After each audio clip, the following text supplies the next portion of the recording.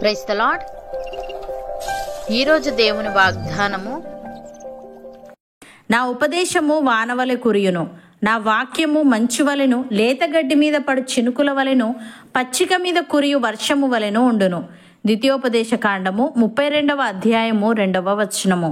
సహోదరి సహోదరులారా, ద్వితీయోపదేశ కాండము 32వ అధ్యాయాన్ని సాంగ్ ఆఫ్ మోజెస్ అని పిలుస్తారు. ఇది మోషే తన మరణానికి ముందు ఇజ్రాయేలీలకు ఇచ్చిన చివరి ఉపదేశం.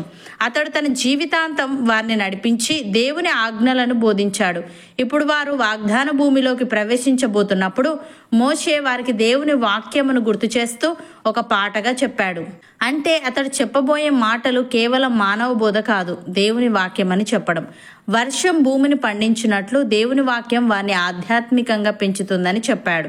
అప్పటి వరకు ఇజ్రాయేలీలు ఎడారిలో 40 సంవత్సరాలు తిరిగారు. అక్కడ వారికి వర్షం తక్కువగా దొరికేది.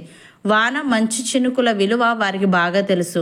ఆ అనుభవం ఆధారంగా మోషే దేవుని వాక్యాన్ని వాన, మంచు చినుకులతో పోల్చాడు. ఈ మాటల ద్వారా మోషే దేవుని వాక్యాన్ని సాధారణ మాటలుగా కాకుండా జీవాన్ని ఇచ్చే వర్షంగా స్వీకరించాలని ప్రజలను హెచ్చరించాడు. ఎందుకంటే వారు త్వరలో కొత్త భూమిలోకి వెళ్ళబోతున్నారు. అక్కడ ఇతరుల జాతుల ప్రభావం, విగ్రహారాధన, ప్రలోభాలు ఉండబోతున్నాయి. అలాంటి సమయంలో వారిని కాపాడేది దేవుని వాక్యం ఒకటే. వర్షం లేకుండా భూమి బ్రతకలేనట్టే దేవుని వాక్యం లేకుండా మనిషి ఆత్మ నిలబడలేదు. కాబట్టి ప్రతిరోజు వాక్యాన్ని స్వీకరించాలి. మంచు రాత్రి మెల్లగా భూమిపై పడినట్టే దేవుని వాక్యం మన హృదయంలో నెమ్మదిగా పడుతుంది. మన సమస్యలు, కష్టాలలో వాక్యం మనసుకు ఓదార్పునిస్తుంది. చినుకులు చిన్నవే అయినా గడ్డిని పచ్చగా ఉంచుతాయి. అలాగే ప్రతిరోజు ఒక చిన్న వాక్యం చదివినా మన ఆత్మ బలపడుతుంది. కొంచెం కొంచెంగా వాక్యం మన జీవితం మొత్తాన్ని మారుస్తుంది. వర్షం పచ్చికను పుష్టిగా పెంచినట్టే దేవుని వాక్యం మన ఆత్మలో ఆత్మీయ ఫలములు పండిస్తుంది.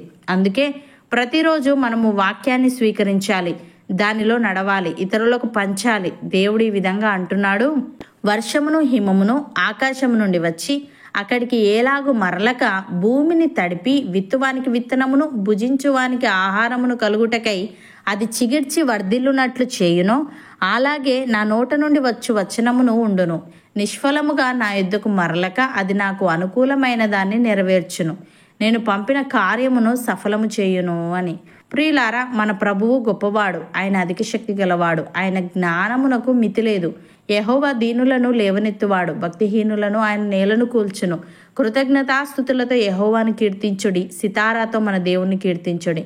ఆయన ఆకాశమును మేఘములతో కప్పువాడు, భూమి కొరకు వర్షము సిద్ధపరచువాడు, పర్వతముల మీద గడ్డి మొలిపించువాడు, పశువులకును అరుచుచుండు పిల్లకాకులకును ఆయన ఆహారం ఇచ్చువాడు. గుర్రముల బలమునందు ఆయన సంతోషించాడు, నరుల కాలి సత్వయందు ఆయన ఆనందించాడు. తన యందు భయభక్తులు గలవారి యందు, తన కృప కొరకు కనిపెట్టు వారి యందు యెహోవా ఆనందించువాడై ఉన్నాడు.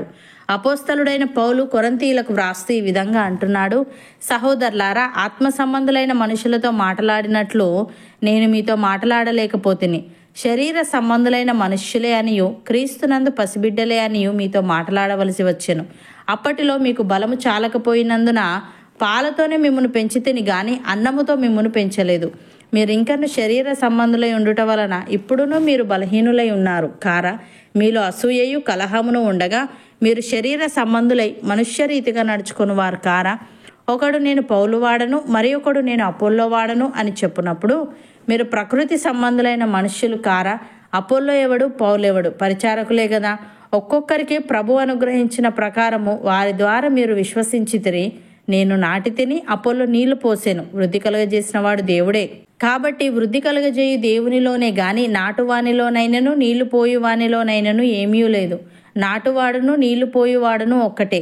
ప్రతివాడు తాను చేసిన కష్టము కొలది జీతము పుచ్చుకొనును. మేము దేవుని జతపని వారమై ఉన్నాము, మీరు దేవుని వ్యవసాయమును దేవుని గృహమునై ఉన్నారు అని. సహోదరి సహోదరులారా, ఒకసారి వెలిగింపబడి పరలోక సంబంధమైన వరమును రుచిచూచి పరిశుద్ధాత్మలో పాలివారి దేవుని దివ్యవాక్యమును రాబో యుగ సంబంధమైన శక్తుల ప్రభావమును అనుభవించిన తర్వాత తప్పిపోయిన వారు తమ విషయంలో దేవుని కుమారుని మరలా సిలువ వేయిచు బాహాటముగా ఆయనను అవమానపరచుచున్నారు. కనుక మారు మనస్సు పొందినట్లు అట్టి వారిని మరలా నూతన పరచుట అసాధ్యము. ఎట్లనగా భూమి తన మీద తరచుగా కురియు వర్షమును త్రాగి ఎవరి కొరకు వ్యవసాయం చేయబడునో వారికి అనుకూలమైన పైరులను ఫలించుచు దేవుని ఆశీర్వచనము పొందును.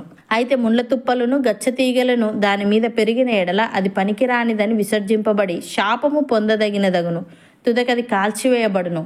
అవును అన్నవారు నాతో పాటు ప్రార్థనలో ఏకీభవించండి. పరిశుద్ధుడా, ప్రేమగల తండ్రి, నీ ఉపదేశము వానవలె కురియునని, నీ వాక్యము మంచు వలెను లేతగడ్డి మీద పడు చినుకుల వలెను పచ్చిక మీద కురియు వర్షము వలెను ఉండునని నీవు తెలియజేశావు. తండ్రి, నీకు స్తుతులు. దేవా, వర్షం లేకుండా భూమి బ్రతకలేనట్టే నీ వాక్యం లేకుండా మేము కూడా బ్రతకలేము గనుక మేము ప్రతిరోజు నీ వాక్యాన్ని స్వీకరిస్తూ ఆ వాక్యంలో నడుచుకునే వారంగా ఉండుటకు సహాయము దయచేయమని, నీవు గొప్పవాడవు, అధిక శక్తి గల వాడవు గనుక మేము కృతజ్ఞతాస్తుతులతో నిన్ను కీర్తిస్తూ నీ అందు భయభక్తులు కలిగి నీ కృప కొరకు కనిపెట్టుకునే వారంగా ఉండుటకు కృప చూపమని, నీవు మాకిచ్చిన ప్రతి వాగ్దానాన్ని మా జీవితంలో నెరవేర్చి అనేకులకు ఆశీర్వాదకరంగా మమ్మలను మార్చమని యేసుక్రీస్తు నామమున ప్రార్థిస్తున్నాము తండ్రి. ఆమెన్.